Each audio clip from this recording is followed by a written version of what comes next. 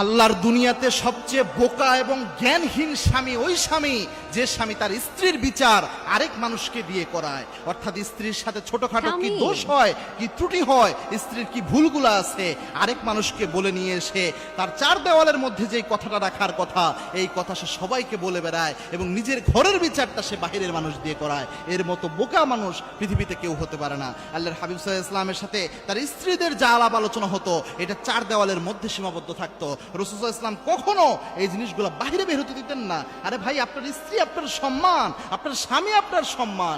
একজন স্বামী তার স্ত্রীকে হেফাজত করবে, স্ত্রীর দোষগুলোকে হেফাজত করবে। আল্লাহ রাব্বুল আলামিন নিজে জানিয়েছেন, হুন্না লিবাসুল লাকুম ওয়া আনতুম লিবাসুল লাহুন্না।